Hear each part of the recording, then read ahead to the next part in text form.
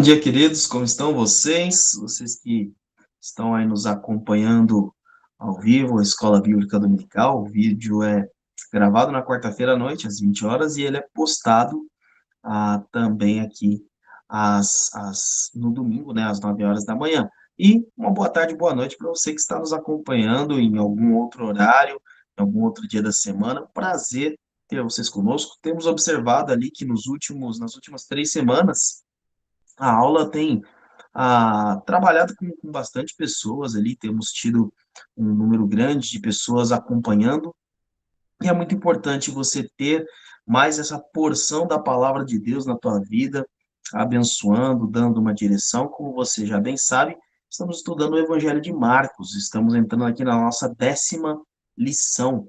Décima lição de hoje, inclusive, que tem como título, né, Ensinos e Exemplos. Então, Jesus ali ele vai começar a ensinar através, mais uma vez, das parábolas, também através das perguntas que são feitas a ele, e vai tomar alguns exemplos ali com muita sabedoria, com muito entendimento, para que possamos aí entender quais são os valores e quais são os critérios daquele que é discípulo de Cristo, daquele que pertence ao reino de Deus. E aí nós vamos entender um pouquinho hoje.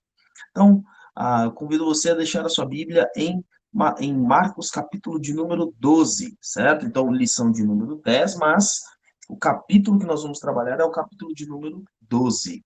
E aí eu convido você a fazer inicialmente uma leitura. Então, você vai ver aqui vários ensinos separados, tá? Na forma da sua aplicação, e cada um ali trabalhando alguns aspectos específicos do reino de Deus. Então, Marcos capítulo 12, vamos aqui primeiro do versículo 1 ao versículo 11, ok? Então acompanhe comigo. Então Jesus começou a lhes falar por parábolas. Certo homem plantou uma vinha e colocou uma cerca ao redor dela. Cavou um tanque para prensar as uvas e construiu uma torre. Depois arrendou a vinha a alguns lavradores e foi fazer uma viagem.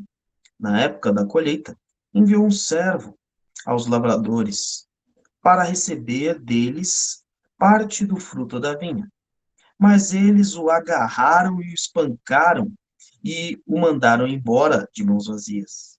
Então enviou-lhe outro servo e lhe bateram na cabeça e o humilharam. Enviou ainda outro, o qual mataram. Enviou muitos outros e alguns bateram e a outros mataram. Faltava-lhes ainda um para enviar, seu filho amado. Por fim, enviou, dizendo: A meu filho respeitarão. Mas os lavradores disseram uns aos outros: Este é o herdeiro. Venham, vamos matá-lo, e a herança será nossa.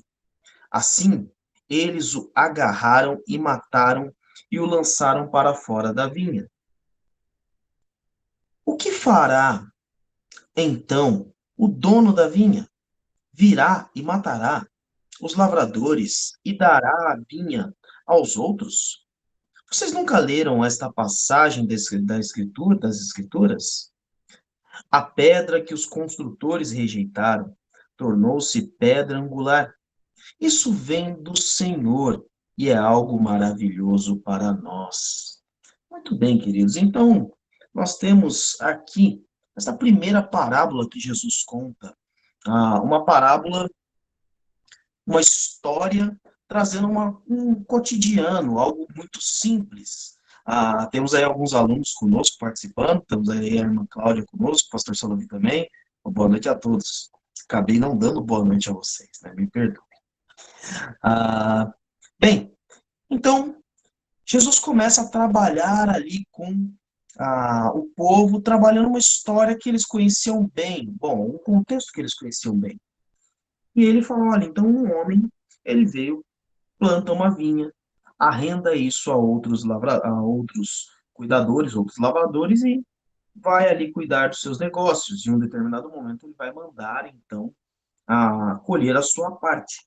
E aí eu quero fazer uma pergunta a você, uma pergunta reflexiva, tá? Então, qual é a relação, por exemplo, desta parábola com a salvação? Existe alguma relação? Então, você que está nos acompanhando pelo YouTube agora, não está ao vivo conosco aqui, pausa o vídeo, coloca aí nos comentários qual que é o seu pensamento, tem alguma relação, não tem relação alguma? O que para você significa isso? Bem, nós temos aí, então, um pensamento. Vamos colocar aqui o contexto para a gente entender melhor. E o que eu quero dizer com isso? Eu vou dar aqui cada um dos personagens, cada um dos elementos da parábola e fazer, então, um paralelo sobre quem ocupa o papel nessa história aqui. Então, primeiro ele diz, um homem que plantou uma vinha. Depois, mais à frente, ele vai dizer o dono da vinha. Então, este aqui é Deus. É Deus, é o Pai, onde Jesus, então, está explicando alguma coisa sobre Deus. Deus, então, plantou algo, Deus é o dono de algo. Então, antes de dizer sobre lavradores, servos e qualquer outra coisa, a gente tem que entender o que é a tal da vinha, por exemplo. O que Deus plantou? O que Deus colocou, então? E aí, de uma maneira bem ampla, aqui é uma interpretação que nós podemos ter, quem sabe podemos até aplicar outra. Se você tem um entendimento de algo diferente, coloca aí nos comentários. Mas está aqui, o reino de Deus. Agora, não necessariamente só o reino de Deus, aqui é uma manifestação terrena. O reino de Deus manifesto na terra. Eu poderia entender que é isso, que esta vinha a quem o dono da vinha plantou, a quem este Senhor plantou, foi a manifestação do seu reino que já existe, que já é estabelecido, só que visivelmente as pessoas que estão na terra. Muito bem. E aí agora, a partir deste pensamento, a gente tem que pensar quem são os tais lavradores. Bom, se você observar a história do Antigo Testamento, desde o primeiro livro, ali, do livro de Gênesis, você vai conhecer um povo em especial, um povo de alguém. Você tinha a figura de três patriarcas, Abraão, Isaque e Jacó. E o povo em questão é o povo de Jacó, ou como você deve conhecer, o povo de Israel. Deus muda o nome de Jacó para Israel. Muito bem. Então, os lavradores aqui eram tidos como o povo de Israel. Até, quem sabe, você pode pensar, e nos tempos de Jesus, mais ou menos sobre quem Jesus está falando. Jesus está falando, então, ali, além do povo de Israel, sobre os fariseus, os mestres da lei, os escribas, homens que diversas vezes estavam interrogando ele, como a gente vai ver nesse capítulo. Muito bem. E aí, então, é dito que foram enviados servos do Senhor para acertar as contas com relação à colheita. E aí aqui entra um ponto interessante, um ponto de divergência no nosso pensamento. Alguns poderiam interpretar, como Mateus 13, que a colheita seria o dia do juízo, o dia do julgamento. Mas se a gente for entender quem são esses servos, não é bem assim. Mateus 13, de fato, vai trazer várias parábolas sobre o dia do julgamento, e os servos que vão passar ali a foice, colher o trigo, por exemplo, na parábola do joio e do trigo, em Mateus 13, é de fato o dia do julgamento, é de fato o fim de todas as coisas. Mas aqui não é o caso, porque estes servos não são os anjos. Esta colheita não é a colheita final, o dia do juízo, ou o dia do Senhor, por exemplo. Esses servos aqui são os profetas. Então, Deus foi enviando os profetas ao longo da história do povo de Israel, no Antigo Testamento, e ali, então, ele foi colocando a cada um destes homens o que ele queria colher deste povo. Quais eram os frutos, quais eram os resultados da vida deste povo que ele queria colher. Muito bem. E aí, pensando nisso, então, o seu filho amado, fica fácil da gente entender, é uma expressão muito utilizada, por exemplo, no Evangelho de João, muito conhecido, ali João 3,16, por exemplo. Então, a gente vai tendo essas expressões que Jesus é o filho amado. E muito bem, e o último elemento é que este Senhor, este Deus, ele vai dar a outras pessoas, a outros lavradores, essa vinha. Quem são os outros lavradores? Já que então, se eu entendo que é o povo de Israel anteriormente, ou os mestres da lei, ou os fariseus, quem são esses novos lavradores? Quem são essas outras pessoas? São os crentes em Cristo Jesus, ou os discípulos de Jesus Cristo, que não estariam mais limitados à descendência sanguínea de Abraão.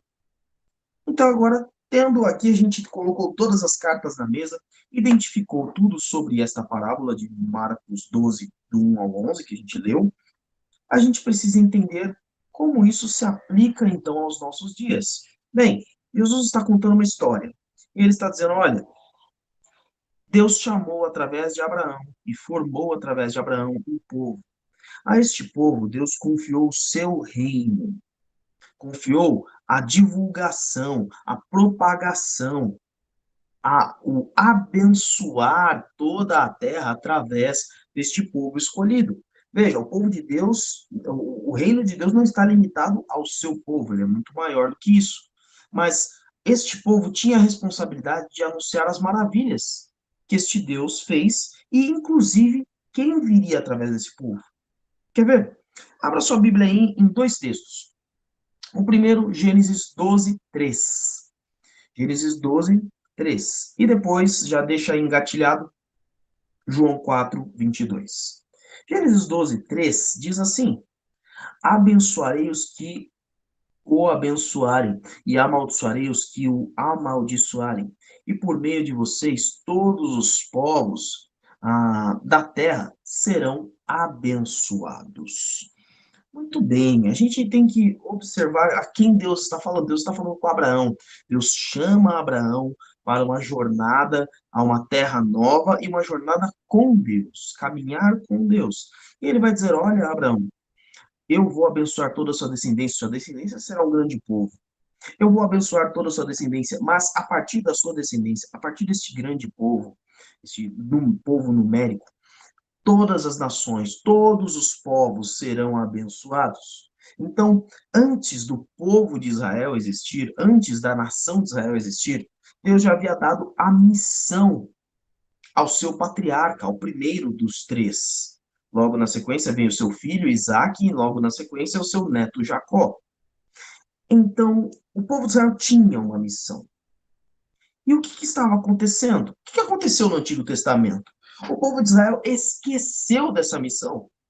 Ele tinha o dever de anunciar, abençoar as outras nações, inclusive anunciando as obras deste Deus. Olha, vale a pena seguir o nosso Deus, porque o nosso Deus é maravilhoso, o nosso Deus faz obras tremendas. Este Deus, de fato, é o único Deus verdadeiro. Era essa a missão do povo. E olha, inclusive, Deus vai enviar o seu filho, Deus vai enviar o escolhido, o Messias, através do nosso povo, e ele vai promover toda a salvação do mundo. Então, toda a descendência, e a partir da descendência de Abraão, viria aquele que reformaria, revitalizaria o mundo todo. E é por isso que eu pedi para você abrir em João 4, 22. Em João 4, 22, você vai ter ali Jesus falando com uma mulher samaritana, uma mulher lá de Samaria, e ele está explicando a ela quais eram esses elementos. E ele diz aqui, então, vocês samaritanos adoram o que não conhecem.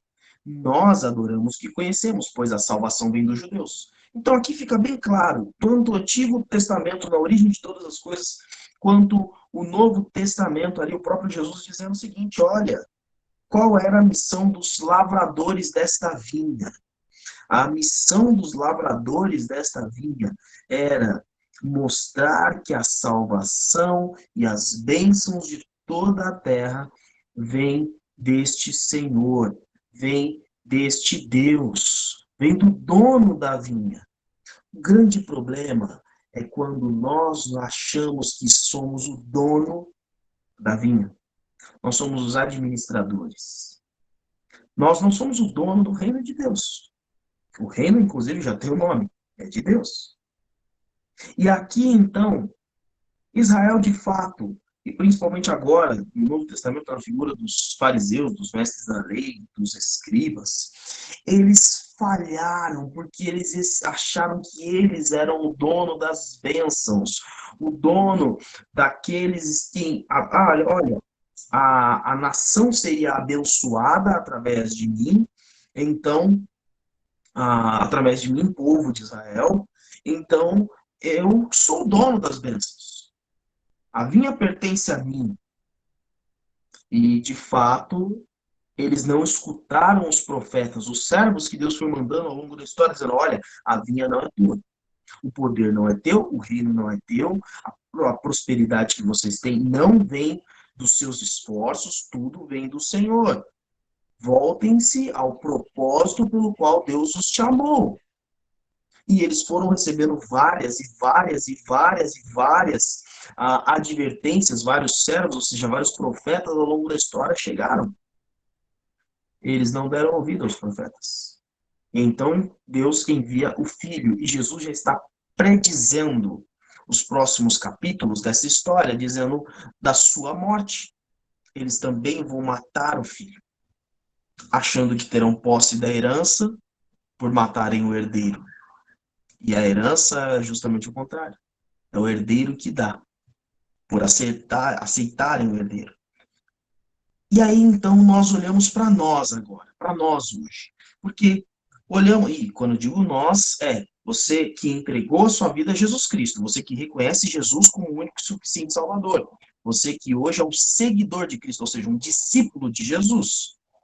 Porque está sendo descrito aqui que Deus, então, tirou a vinha de todos aqueles que não reconheceram o Filho, que não reconheceram a quem pertencia o reino, e ele entregou a novos lavradores.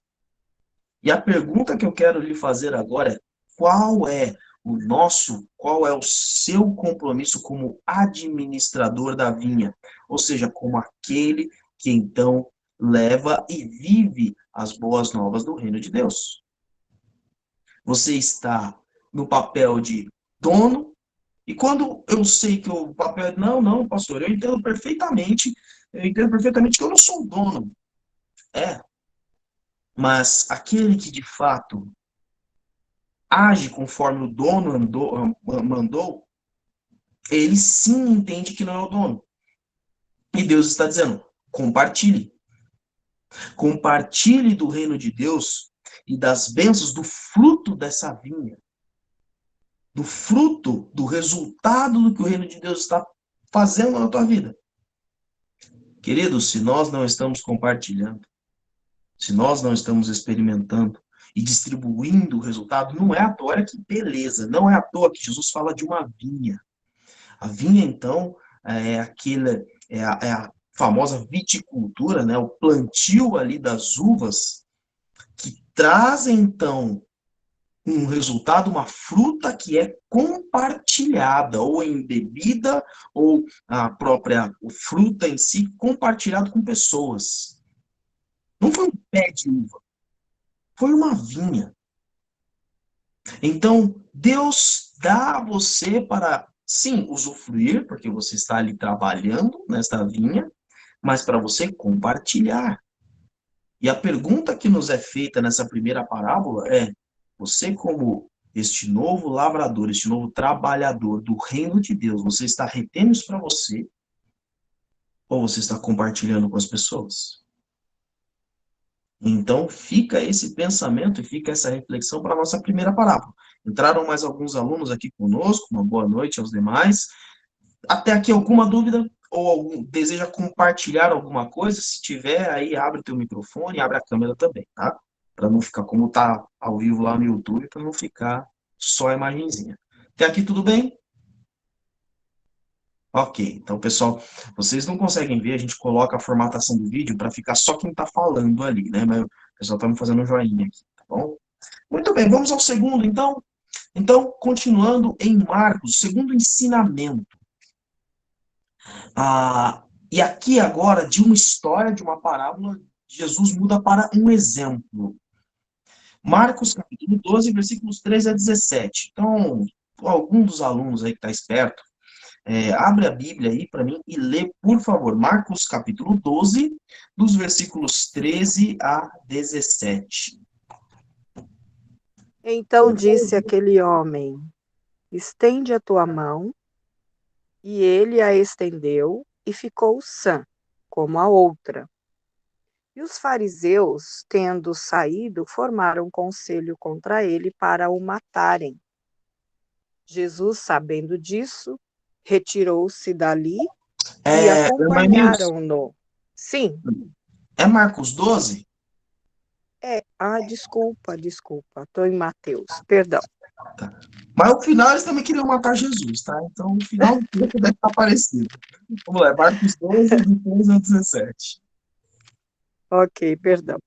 E enviaram-lhe alguns dos fariseus e dos herodianos para que o apanhassem em alguma palavra. E chegando eles, disseram-lhe: Mestre, sabemos que és homem de verdade e de ninguém se te dá, porque não olhas a aparência dos homens, antes, com verdade, ensinas o caminho de Deus. É lícito dar o tributo a César ou não? Daremos ou não daremos? Então ele, conhecendo a sua hipocrisia, disse-lhes: Por que me tentais? Trazei-me uma moeda para que a veja. E eles lhe a trouxeram, e disse-lhes: De quem é esta imagem e inscrição? E eles lhe disseram: De César. E Jesus respondendo, disse-lhes: Dai, pois, a César o que é de César, e a Deus o que é de Deus. E maravilharam-se dele. Muito bem. Obrigado, irmã Nilce. Queridos, vamos atentar a algumas questões históricas aqui. O que estava acontecendo neste momento histórico aqui, este momento de Jesus na história, onde ele faz, onde a partir dele é feita a divisão do nosso calendário, por exemplo, antes e depois de Cristo. Aqui, a boa parte do Oriente Médio, da Europa e até uma parte do norte da África estavam sob domínio do Império Romano, certo? O Império Romano, então, dominava ali grandes territórios, como hoje você vai conhecer, como hoje tem outros nomes, né? Portugal, Espanha, Itália, França, uma parte ali da França, a Grécia, a Macedônia, toda a Turquia, e aí uma parte do Oriente Médio, Síria, pedaço do Iraque, Israel, o Egito, e aí todo o norte da África ali, aí eu já não estou tão bom na geografia, não vou saber quais são todos a parte norte ali, até um pedacinho do Marrocos, por exemplo. Então, ali, perdão, o Império Romano tinha esse domínio. E por ter esse domínio, era relativamente pacífico. Olha, nós mandamos, era mais ou menos assim, a paz romana. Você tinha uma arma, né, não uma pistola, mas uma espada que ficaria apontada na sua cabeça. Olha, você vai querer algum conflito? A espada está aqui no seu pescoço, né? Vou colocar no pescoço. Tá no seu pescoço. Você vai querer algum conflito? Não, não, não, estou tranquilo. Era isso a paz romana. Então, olha, se você quiser algum conflito, a gente vai e arrebenta com vocês. Nós vamos lá e acabamos com tudo.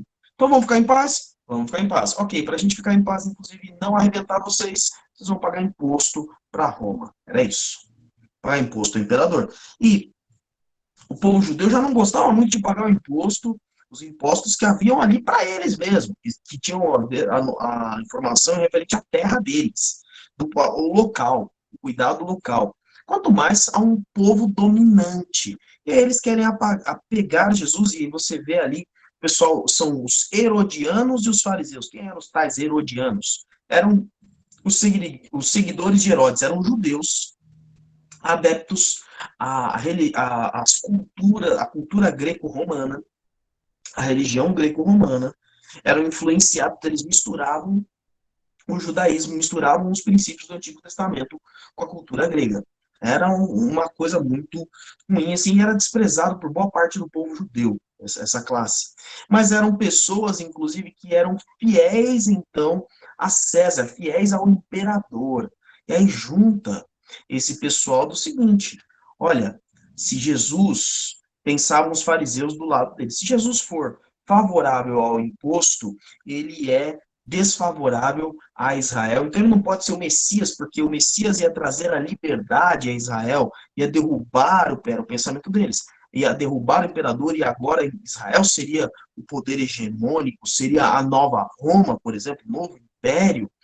Ah, e ali, então, se ele falasse que era contrário aos impostos, favorável aos impostos, então ele não seria aclamado o rei dos judeus. Mas se ele falasse que ele era contrário, então ele podia ser preso pelo império, porque ele estava fazendo uma insurreição, ele estava indo contra o Império Romano. Então eles colocaram Jesus, tentaram colocar Jesus numa cilada, mas Jesus é o Filho de Deus, Jesus tem toda a sabedoria. E aí ele dá a resposta. Ele pega uma moeda e mostra de quem é essa imagem. É de César. Então, dê a César o que é de César. Agora, não vão permanecer dessa forma. Dê a Deus o que é de Deus. E aí, uma pergunta que a gente faz é: o que Jesus ensina, por exemplo, aqui, no relacionamento entre a Igreja de Cristo e o Estado? Nós batistas temos um princípio na nossa declaração doutrinária: a separação entre Igreja e Estado. Então, não, você nunca vai ver a Igreja Batista tentando se aliar ao poder, por exemplo, nós estamos no Brasil, do poder ao governo federal.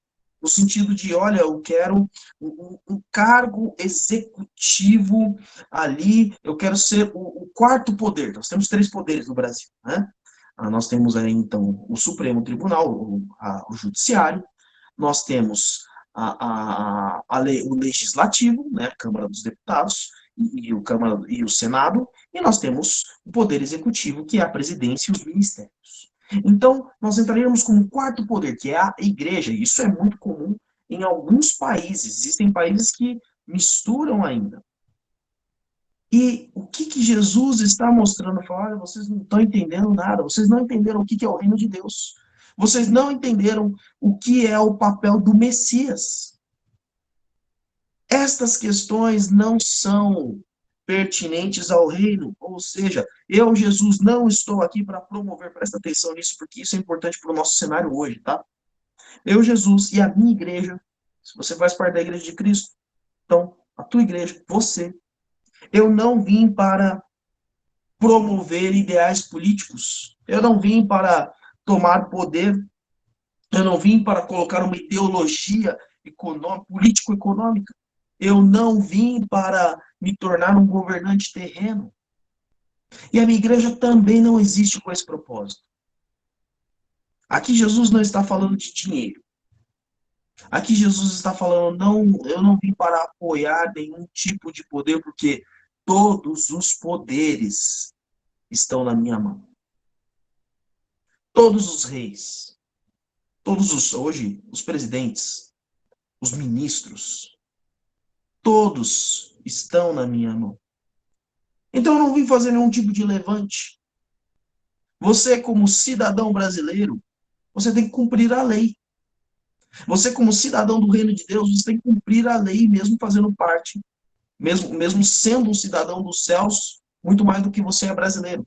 Nós, inclusive, a Bíblia diz que a nossa pátria não é mais essa. Você entregou a vida a Cristo, você agora é um cidadão dos céus, você não é mais um brasileiro, por exemplo. Se existisse um passaporte físico, a gente perderia o nosso passaporte brasileiro e só teria o passaporte celeste. Então não tem. Então a gente pensa nisso num campo espiritual. Então, enquanto você estiver nessa terra, olha, esta exigência do Império Romano, essa exigência da lei brasileira, contradiz a legislação do reino de Deus? Não, não contradiz. Então, você pode seguir. Agora, se você vai ver ali Apocalipse, por exemplo, que são as igrejas que estão vivendo um ambiente de perseguição, uma das leis do Império Romano era que eles adorassem o imperador como Deus. E isso as igrejas não se submeteram, por isso elas foram perseguidas. Os próprios judeus denunciavam as igrejas. Então, se a lei dos homens não transgride a lei de Deus, você deve cumprir a lei dos homens para que não haja, inclusive, o escândalo. É isso que Jesus está falando. Eu não vim para derrubar César do poder, César vai passar, e esse César passou e veio outro e passou, e veio outro e passou, e hoje o Império Romano você só conhece nos livros. Já são outros governantes, nem é mais um império. O país onde ele tinha sua sede, ele é muito pequeno, é desenvolvido, mas não tem a hegemonia, nem metade da hegemonia que tinha antes. Então, querido, entenda isso. Deus não te chamou para fazer um levante. Você pode sim manifestar os seus direitos como um cidadão brasileiro. Você pode sim querer que as pessoas conheçam os valores do reino de Deus e você pode até trabalhar para que hajam leis que estejam de acordo com os princípios da palavra de Deus. Você pode fazer isso. Mas esse não é teu objetivo final. Esse não é o seu principal objetivo. Não, o seu principal objetivo, como a gente já viu na parábola anterior, é promover o reino de Deus e o seu Cristo. Muito bem. Dúvidas até aqui? Alguma contribuição? Não? Então vamos avançar. Vamos aqui a terceiro bloco de versículos. Aí eu vou pedir a um dos irmãos que leia para mim. Marcos capítulo 12. A gente vai trabalhar muito com Marcos 12, tá, gente? Marcos 12, do 24 ao 27. Então, leia para mim Marcos 12, do 24 ao 27. Quem achou, pode ler.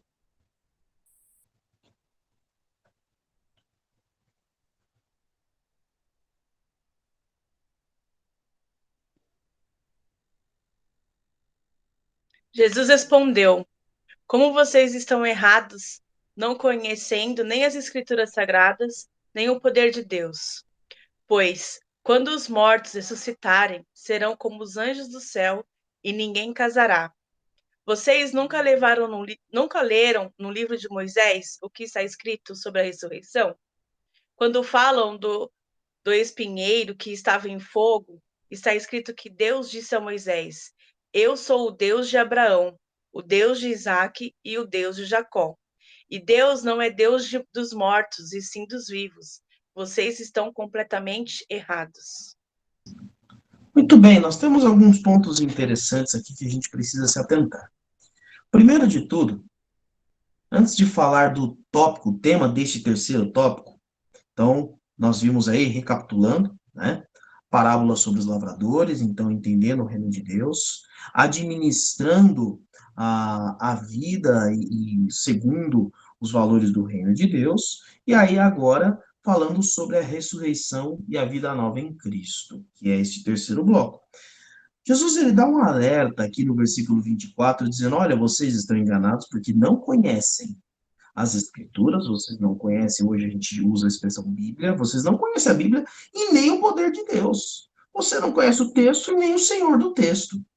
Você não conhece o texto e nem aquele que inspirou homens, inclusive trouxe os relatos, esses homens narraram os relatos do poder de Deus que eles experimentaram. Vocês não sabem nada disso. Vocês estão muito enganados, diz o versículo 27. Então, a gente tem que estar muito atento nisso, querido.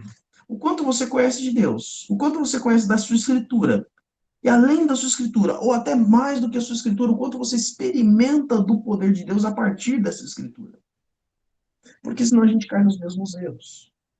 Então, mais uma vez, os fariseus vão ali tentando colocar Jesus ali em xeque, eles põem uma situação absurda, eles falam: Olha, Jesus, isso aí está dos versículos 18 até o 23, né, que foi os textos que a gente não leu. Jesus, uma mulher casou-se com um homem e este homem morreu. Pela lei da, do suscitar a descendência, então ela teria que casar com o seu irmão, com o irmão desse, com o seu cunhado, e este cunhado, então, deveria gerar a descendência, essa descendência seria do irmão morto.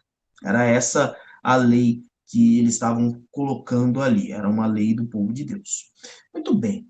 E aí, então, ele falou: Olha, essa mulher tinha ali, o marido dela tinha 7 irmãos. Então, casou o primeiro, morreu, casou o segundo, morreu, casou o terceiro, foi até o sétimo. Eu falei: Nossa, realmente, essa mulher aí morreu 7 irmãos e ela continuou viva ali, beleza. Que situação absurda, mas tá bom. E aí morreu a mulher.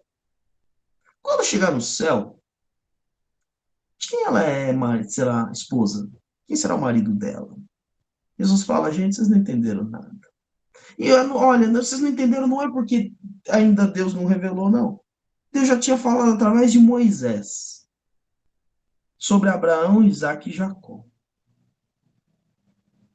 Olha, o céu não tem, o reino de Deus ali no céu, ele não tem os mesmos princípios do reino agora. Por isso que, inclusive, Deus fala: olha, case-se nessa vida aqui, case-se antes que eu chame você à glória, porque é bênção de Deus aqui. O casamento sim, sim, sim. O casamento é bênção de Deus nessa terra, é presente de Deus para essa vida. Quando você estiver com Cristo em glória, você não vai colher dessa bênção, não. Tá? Então ele já está deixando bem claro que no reino de Deus ali, você com Cristo não tem mais esse desejo, esse apreço a essa vontade, não. Você não vai viver mais para esse tipo de coisa. E agora eu quero que vocês entendam uma coisa, Jesus está falando. Olha, você não leu no livro de Moisés sobre o relato da sarça, como Deus falou, então você vai ali em Êxodo 3, eu sou o Deus, olha como a linguagem é: eu sou o Deus de Abraão, de Isaac e Jacó. Eu sou o Deus de. Eu não era o Deus de. Entendeu como isso não tá? É importante entender como o verbo não está no passado. Olha, eu era o Deus de Abraão, Isaac e Jacó. Sabe aqueles que morreram? Não, eu sou. Eu continuo sendo. E olha, sabe uma coisa interessante do hebraico? A expressão ali, o verbo ser, ele cabe tanto em duas conjugações. Então, até você tem versões da Bíblia que até colocam no futuro. Eu sou o que sou, eu serei o que serei.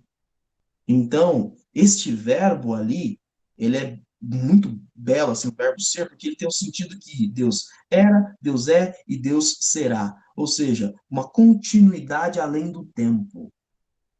Então, eu sou e continuarei sendo, e serei o Deus de Abraão, Isaac e Jacó. E o que ele quer dizer com isso?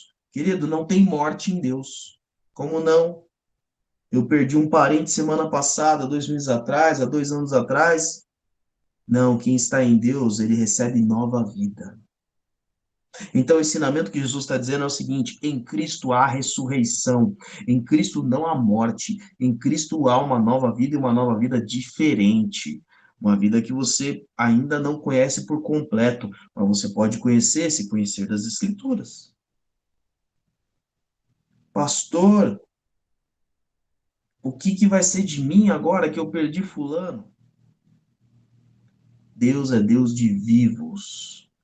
Então, se a pessoa entregou a vida a Jesus Cristo, ela está viva no Senhor. A tua vida não te conduz, se você entregou a vida a Jesus, a tua vida não te conduz à morte. Morte para o crente em Cristo, para aquele que crê em Cristo, é triunfo, é vitória. Então não ache também que a sua vida é uma vida de morte. Você não é um morto-vivo aqui nesta terra. Sim, acontecem dificuldades, sim, acontecem provações, sim, acontecem problemas. Porém, Deus, ele vivifica todas as coisas. Em Cristo há vida em todas as coisas. E Deus é um Deus de gente viva e vive eternamente. Então Jesus começa a ensinar.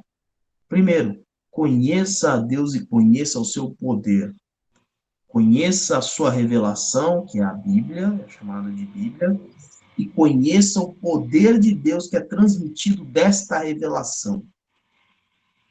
Para que você entenda como é maravilhoso e como Deus de fato sustenta essa vida. A gente só consegue chegar à conclusão, essas conclusões, lendo o texto bíblico. Eu só consigo compartilhar isso com vocês, não foi um negócio que eu inventei, foi um negócio que eu aprendi. Mas essas convicções só ficam gravadas se a gente conhece e experimenta.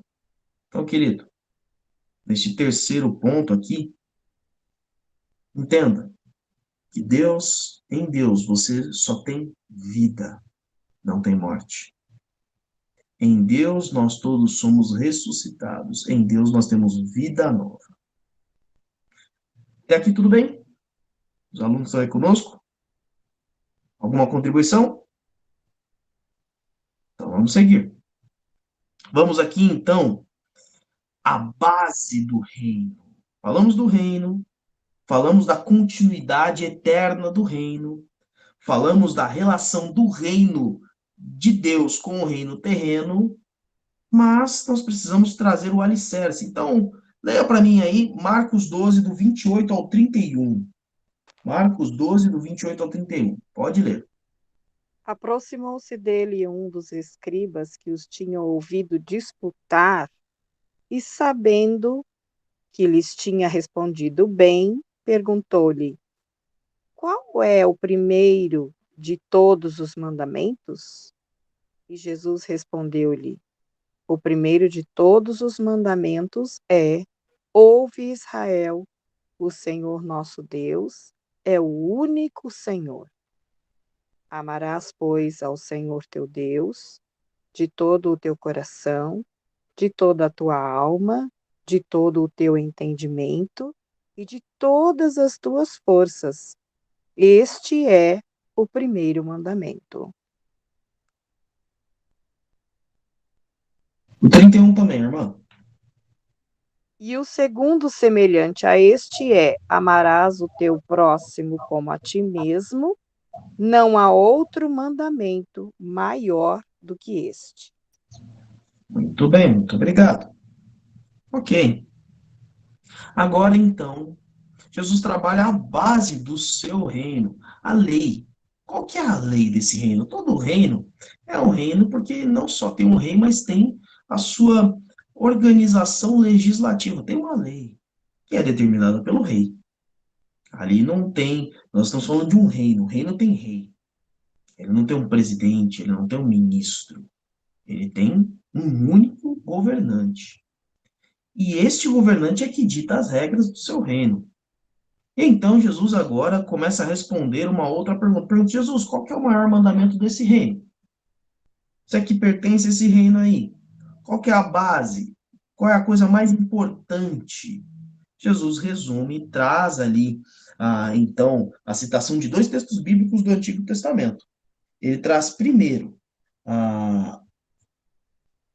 Deuteronômio, capítulo 6, versículo 4 e 5, tá? Então depois você deixa aí anotado. E depois, quando ele fala do segundo mandamento, ele está trazendo, o segundo mandamento não é algo inventado por Jesus, é algo escrito já na lei do Antigo Testamento, que é Levítico, capítulo 19, livro de Levítico, capítulo 19, versículo 18. Então tá lá, também amarás o próximo como a ti mesmo.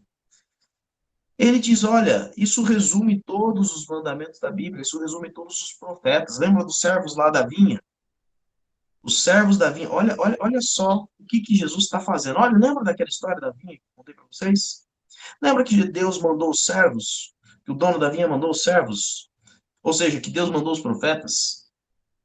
Deus estava dizendo, gente, vocês estão esquecendo do essencial. A vinha, o reino de Deus, esse povo que vocês são escolhidos, vocês não são escolhidos simplesmente para poder aí viver bem a vida de vocês e achar que vocês de fato são especiais porque são um povo escolhido. Não, não, vocês foram chamados aqui para cumprir a minha lei e mostrar, eu sou um Deus de fato de poder, que tem todo o poder, eu sou um Deus que de fato quer bem, mas além disso eu sou um Deus que quer que o amor que eu tenho por vocês, povo de Israel, seja transmitido a todas as nações. Então vocês, como vocês conversam, como vocês me respondem em amor. Amarás o teu Deus de todo o coração, de toda a tua alma, de todo o teu entendimento. Ou seja, ame ao Senhor com tudo que você é. É muito mais do que com o que você tem. Mas sim, ame com tudo que você é. Todo entendimento, intelecto, toda a tua formação cognitiva, ó, falando bonito, toda a sua formação de pensamentos, sua cognição, empregue tudo isso em amar a Deus. Tudo aquilo que você entende como espírito, tudo aquilo que você entende como alma, tudo aquilo que é interior, tudo aquilo que é mais profundo, que não é tangível. A mente você consegue tocar, o cérebro, você consegue tocar. Então, com toda a tua vontade, a expressão do espírito, quando é no Antigo Testamento, quando fala assim, o meu espírito, e falando da parte humana, da questão humana, tá? Quando o espírito de vingança, por exemplo, desejo de vingança, vontade de vingança. Um espírito de compaixão, desejo de compaixão, vontade de compaixão. Então, essa é uma das expressões para espírito no Antigo Testamento, quando se fala na questão humana. Espírito de porco. Hoje você tem a expressão, né? Espírito de porco. É um desejo de porco, um desejo de fazer porquice, de fazer bobagem. Uma vontade. Então ele está dizendo, ame ao Senhor seu Deus com toda a tua vontade. Todos os desejos que você tem. Pega todos os desejos. Ah, eu desejo um dia ter um carro legal. Eu desejo um dia ter uma família grande. Eu desejo um dia alcançar um sucesso nisso. Eu desejo um dia namorar com tal pessoa. Casar. Pega todos os seus desejos e concentra eles no amor a Deus. Por amar a Deus, aí eu posso fazer tal coisa, eu posso adquirir tal coisa, eu posso me relacionar com alguém, posso falar. Olha o filtro. Tua vontade toda passa por Deus. Então, com toda teu intelecto, teu entendimento, com todas as tuas forças, a tua vontade, o teu espírito,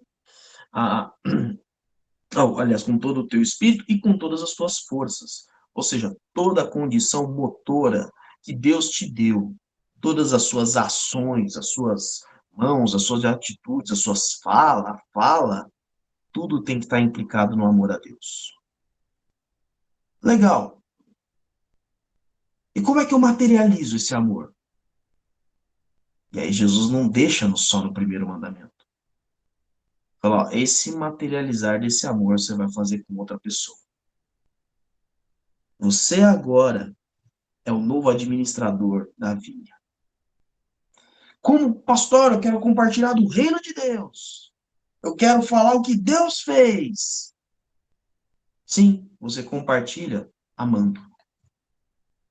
As palavras são fundamentais, mas se as palavras não forem carregadas das ações, olha, Deus me amou. E eu fui alcançado por esse amor. Foi um download? Você sentiu? O negócio desceu, né? Não. Você foi apresentado. Alguém falou sobre esse amor. Ah, não, pastor, mas eu aprendi esse amor na Bíblia. Sim. Que língua que a Bíblia é escrita originalmente? São 3. A maior parte em hebraico, no Antigo Testamento, uma pequena parte em aramaico, no Antigo Testamento, e o Novo Testamento todo em grego. Então a maioria fala grego e hebraico, mas pode dizer até grego, hebraico e aramaico. Quem você acha que traduziu para o português?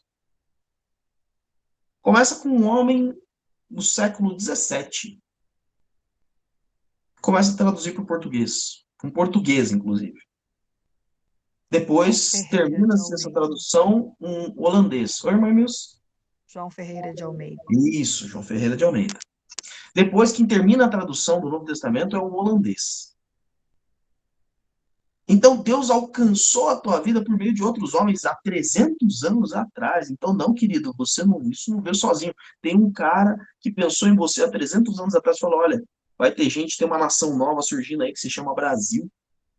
Já tem a minha terra aí, Portugal. E tem essa nação que minha terra controla. E esse povo não sabe ler em inglês ou em alemão ou em espanhol, as línguas que, quem sabe, já tinham as traduções da Bíblia. Eles não vão conhecer o amor de Deus. E aí esse cara traduz. E você conhece o amor de Deus. Você foi amado por pessoas que foram amadas por pessoas que foram amadas por Deus. Então, querido Deus, Jesus está dizendo, olha, o valor do meu reino, você quer proclamar essa vinha, você quer proclamar esse reino, você precisa carregar as suas palavras de amor. Você precisa cumprir esses mandamentos, senão você não entendeu. E eles não entenderam. Olha, se você seguir aqui, olha que interessante. Quando você continua a leitura do texto, o mestre que faz a pergunta, o mestre da lei que faz a pergunta a Jesus, ele repete que Jesus falou, olha, o senhor respondeu muito bem. É muito curioso. Já pensou você virar para Deus, Deus responde um negócio para você, você fala, Deus, parabéns, você respondeu muito bem. Era essa cena. Se eles soubessem com quem eles estavam falando, eu ia falar, nossa, como eu sou ridículo. Né? Parabéns, Deus. Impressionante, você sabe. Pois é. Impressionante, né? Ele fala, mestre, você respondeu muito bem. É isso aí mesmo que você respondeu. Isso é mais importante, inclusive, do que sacrifícios e ofertas. Eu estava no versículo 34. Então, ele até no versículo 34, ele realmente fala, olha, o amor a Deus e o amor ao próximo é mais importante do que os rituais, os sacrifícios e as ofertas, por exemplo. E aí Jesus fala no 34 uma coisa interessante. Ele fala assim, você não está longe do reino de Deus. Meu jovem, você está entendendo. Não está longe, não está no reino. Não está no reino. Perceba que Jesus fala assim, mas você não está longe. Você está começando a entender o que é fazer parte do reino de Deus. O reino de Deus é cumprir a sua justiça, ou seja, obedecê-lo, amando a ele, amando a outras pessoas. Isso é um reflexo de quem pertence a este reino. Mas por que eles não estavam entendendo? E aí tem os versículos seguintes, olha o versículo 38 a 40, ainda trabalhando sobre o amar a Deus sobre todas as coisas e ao próximo. Olha do 38 a 40, eu vou fazer a leitura desses daqui, tá bom? Ao ensinar, Jesus dizia: cuidado com os mestres da lei. Eles fazem questão de andar com roupas especiais e de receber saudações nas praças, e de ocupar lugares mais importantes nas sinagogas e os lugares de honra nos banquetes. Eles devoram as casas das viúvas para disfarçar, fazem longas orações. Esses receberão a condenação mais severa. Jesus ele fala dos versículos anteriores, do 35 ao 37, ele explica quem é o Filho de Deus, como ele é da raiz, da descendência de Davi, por isso que ele é chamado da casa de Davi, ou filho de Davi. Obviamente, não é o filho direto, porque havia ali, se eu não me engano, foram 28 gerações. De Davi até o exílio 14, do exílio até Cristo 14. Pode ser que eu esteja errado, deve ser aí em torno de 28 gerações, de Davi a Jesus. Muito bem. Então Jesus está dizendo, olha, o Cristo é o Cristo, porque as Escrituras, o Salmo, o versículo 36 de Marcos 12, ele cita aqui o Salmo de número, o Salmo 110, versículo 1. Tá? Então, se você quiser depois dar uma olhadinha, deixar aí anotado para você conferir. E aí ele está explicando quem é Jesus, quem é o Messias, quem será o Messias que seria enviado, ou seja, quem é ele. E aí ele já tinha dito aos fariseus, aos mestres da lei, ali no versículo 27, versículo 28, os textos que a gente leu antes, falou, vocês não entenderam as escrituras. E vocês não entenderam mesmo o privilégio que vocês tinham de partilhar do reino de Deus, partilhar dessa vinha, do resultado. Porque vocês cumprem uma série de rituais. Jesus está falando assim, olha, vocês usam roupas especiais, as roupas deles. Uma vez, se você ainda não foi, vá lá no museu, você mora em São Paulo, vai no Museu da Bíblia, da Sociedade Bíblica Brasileira, em Alphaville. Não sei se eles vão ter agora, porque a segunda vez que eu fui, eles já tinham retirado isso da exposição. Mas eles tinham mais ou menos como era a roupa de um fariseu, ou de um mestre da lei, um rabino. Aliás, um rabi, na época o nome era rabi. E era realmente diferente de um cidadão comum. A vestimenta era diferente, tinha um destaque. Se você olhar aí nas séries, você tem a série The Chosen, trazendo essa vestimenta, ou então os filmes mais antigos, você vai ver que realmente eles são trajados de maneiras diferentes. Então, para serem identificados, eles eram o vereador, né? Não na figura, claro, política do vereador, mas o vereador que é conhecido na cidade pequena, vai acenando para todo mundo, você vai lá, beija a criança e tudo mais. Gosta de receber os cumprimentos, gosta de ser reconhecido. E aí, eles gostavam de destaque, eles gostavam então de estar nos locais de destaque, os melhores lugares da sinagoga, lugar ali de maior vista, né, que todos viriam, os melhores lugares dos banquetes. Mas eles não praticavam o amor de Deus. Jesus fala, vocês não estão entendendo nada. Gente, a gente às vezes não está entendendo nada mesmo, não. Nós nos reunimos como igreja e a gente senta lá no banco. E a gente encena muita coisa às vezes. Canta louvores, e aí fecha os olhos, levanta as mãos. Só que sai desse ambiente, a igreja se espalha durante a semana e nós não estamos demonstrando esse amor de Deus? Significa que a gente também não está entendendo o reino, não. A gente gosta de apontar o dedo para os fariseus. Ah, esses fariseus, né? Oh, fariseus. Nós não seríamos diferentes. Nós cumprimos uma série de rituais, mudamos os rituais. Jesus, ele deixa apenas 2 rituais. De fato, existem 2 rituais. O batismo e a ceia. Todo aquele que entrega a vida a Jesus Cristo tem que confessar Jesus através do batismo. E todo aquele que é batizado por Cristo, em Cristo, ele então lembra-se, deve se lembrar do sacrifício de Jesus com seus irmãos, que é a ceia do Senhor. Isso a gente tem que cumprir. Os demais são elementos para nós, justamente, primeiro, por que que a gente se reúne como igreja? Para demonstrar o amor a Deus, então cultuá-lo e adorá-lo, mas para demonstrar amor aos nossos irmãos, a família de Cristo. E não, a gente está indo na igreja apenas para ter um entretenimento espiritual, para cumprir o seu papel ali, para você poder ali pagar a tua fatura da semana, tá pago. Como o pessoal faz com a academia, posta uma foto ali no Insta lá com o pastor da igreja lá, fazendo biquinho, tá pago.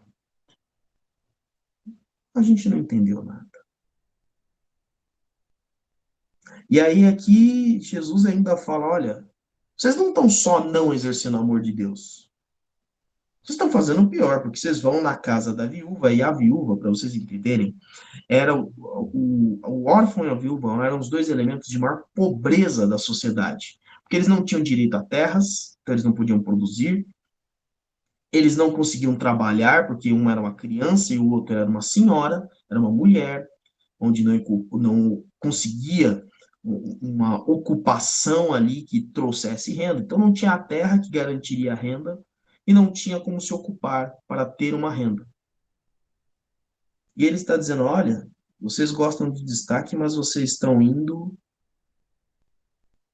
devastando a pessoa mais carente. Se você for pegar ali os primeiros 5 livros da lei, em especial de Êxodo a Deuteronômio, você vai ver diversas vezes que nós deveríamos, como ali o povo de Israel deveria proteger o órfão, a viúva e o estrangeiro, que eram essas pessoas que eram as mais carentes ali da sociedade na época. E Jesus fala ali, vocês estão devorando as casas das viúvas. E aí, para disfarçar, vocês fazem um ritual, fazem longas orações, orações bonitas. Ah, meus irmãos, a gente tem que entender quais são os valores do reino de Deus, de verdade. Qual é a missão que Jesus veio nos trazer aqui? Conhecer o amor de Deus em Cristo, aceitá-lo, segui-lo e praticá-lo. Até aqui tudo bem? Alguma contribuição? Então vamos avançar ao último e quinto ponto, ok? O último e quinto ponto eu coloquei aqui como tema: entregue tudo ao Senhor. Então, vou pedir a alguém aí que leia para mim Marcos 12, versículo 43 e 44. Marcos 12, lê para mim o 43 e o 44. Quem achou pode ler.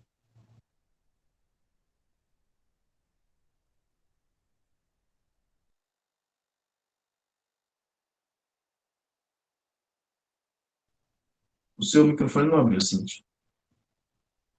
Tá com problema, né? Tá bom, não tem problema. Eu vou ler aqui. Chamando a si os seus discípulos, declarou: afirmo-lhes que esta viúva pobre colocou na caixa de ofertas mais do que todos os outros. Todos deram do que lhes sobrava, mas ela, de sua pobreza, deu tudo o que possuía para viver. Poxa, peraí. Jesus acabou de falar que os fariseus são condenados porque eles devoravam a casa, os fariseus, os mestres da lei, devoravam a casa das viúvas. E agora, se você ler os versículos anteriores, vai lá uma senhora pobre, uma viúva pobre, deposita 2 moedinhas de cobre, eram as menores moedas de menor valor, mas era o que ela tinha, Jesus conhece as pessoas. Ele sabia que era tudo que ela tinha. E agora ela é então elogiada, mas eu não entendi. Jesus fala, olha, ele deu tudo, ela deu tudo que possuía para viver. O que que Jesus está querendo dizer com isso? Eu gosto as versões mais antigas aqui, a revista corrigida, a revista atualizada, a, que ele usa a expressão no versículo 43, no meu do 43, está dizendo ali que a viúva colocou na caixa, mas eu gosto da expressão antiga, depositou. Esta senhora está mostrando o seguinte, olha, eu só tenho 2 moedas para comer, eu só tenho 2 moedas para viver. Isso não vai me dar muita coisa. Mas é o que eu tenho. Eu estou depositando no Senhor a minha confiança. Esta mulher, com esse gesto, está dizendo: eu deposito em Deus o meu sustento, o meu pão de hoje, o pão de amanhã. Por que você acha que Jesus ensina na oração do Pai Nosso, dizendo: dá-nos hoje o pão nosso de cada dia? Porque a gente acha que o pão de cada dia, o arroz, né? A gente é mais do arroz do feijão. O arroz e o feijão de cada dia, e aí, por enquanto, tá o arroz, o feijão e o ovo, né? Porque a carne tá bem cara, então tá mais nessa linha aí. É a gente que conquista, somos nós que conseguimos com o nosso suor, com o esforço. Deus está dizendo, não, filho. Você pode se esforçar o mês inteiro, você que é assalariado como eu. Você pode se esforçar o mês inteiro. E se o patrão não tiver dinheiro para te pagar? O que aconteceu com o seu suor? O que aconteceu com o seu esforço? Sabe o que essa viúva fez? Ela cumpriu o que estava em Salmos, capítulo 9, versículo 10. Salmos 9, 10 diz o seguinte, olha, presta atenção nisso.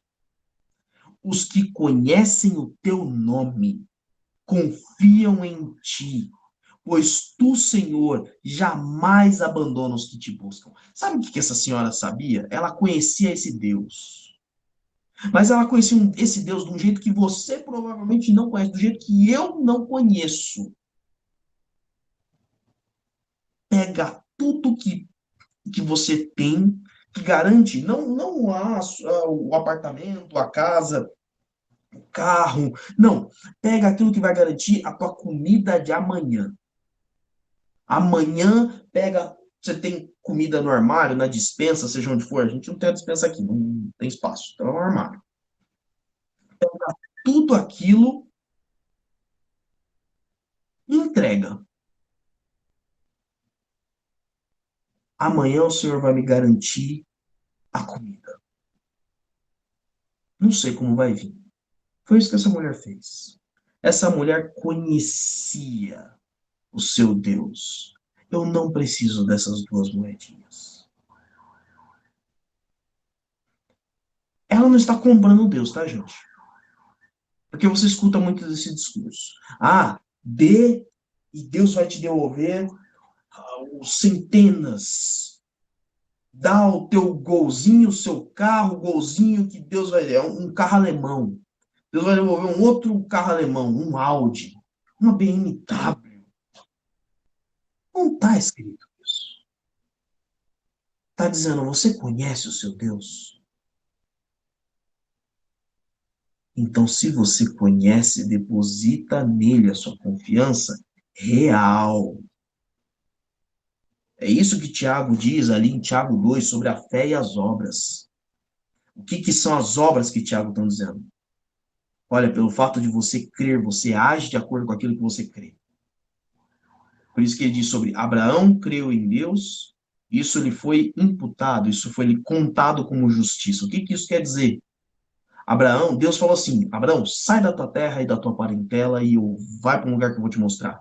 Eu creio em Deus. Olha, uma voz como de um trovão falou comigo. E eu creio, olha como eu creio nesse Deus. Que maravilha, levanta a mão. Você crê em Deus, crê em Deus. Levanta a mão. Agora, sai do seu conforto. Sai do que você estabeleceu e vai para um lugar que eu vou te mostrar.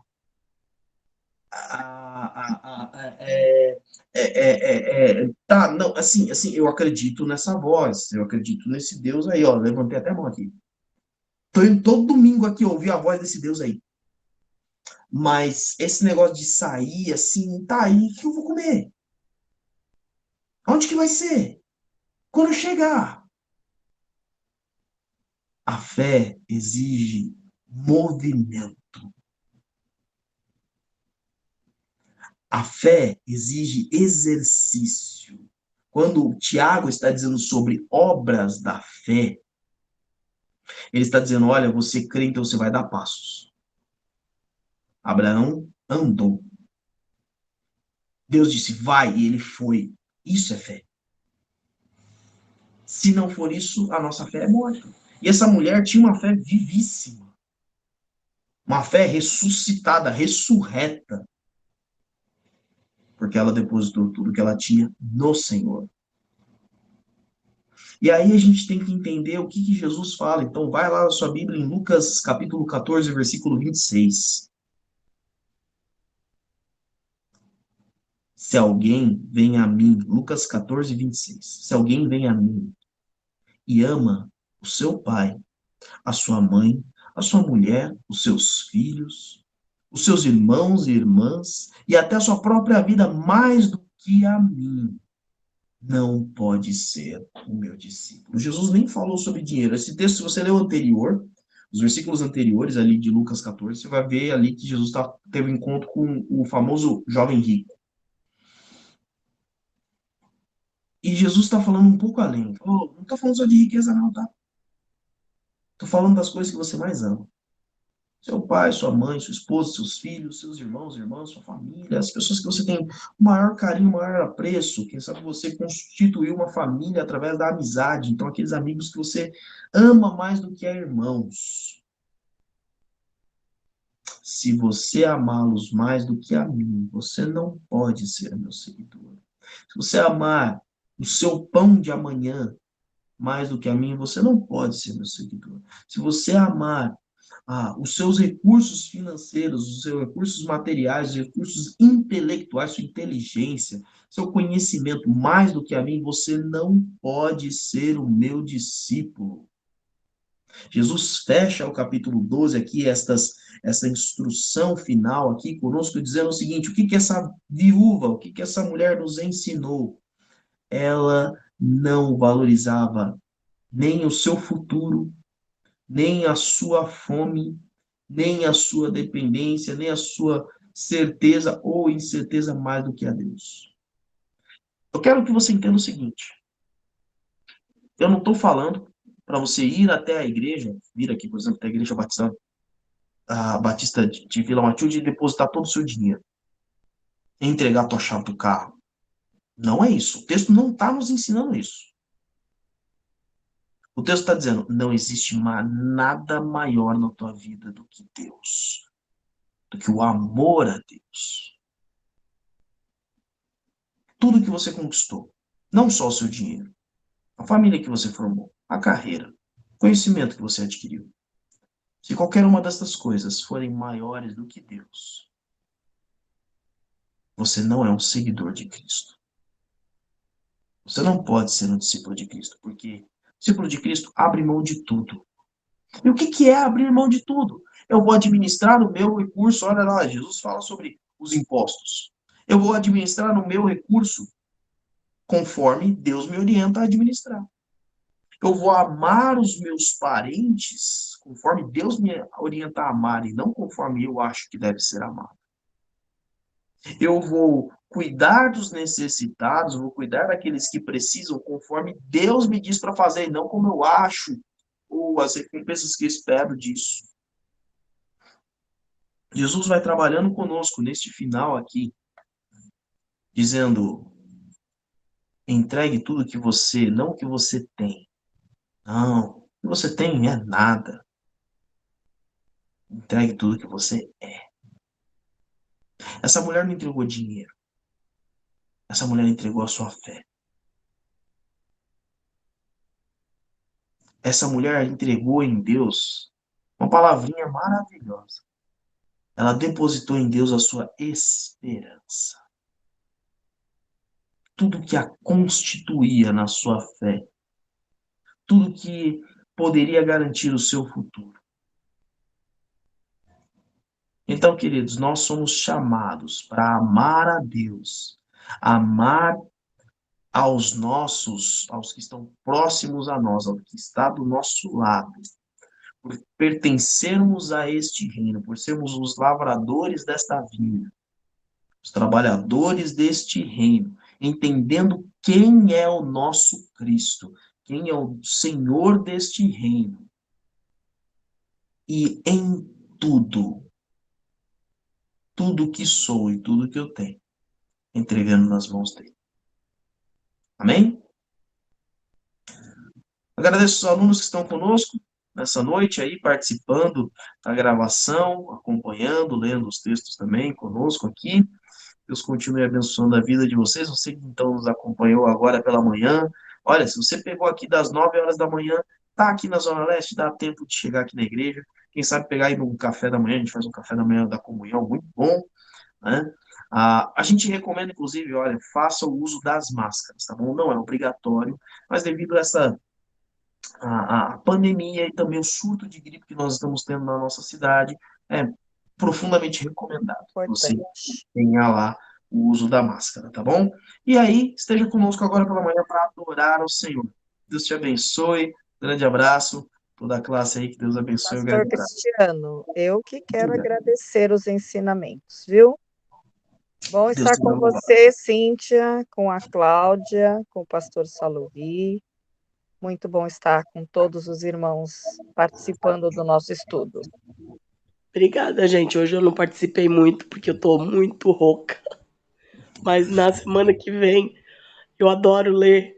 Muito obrigada pela acolhida.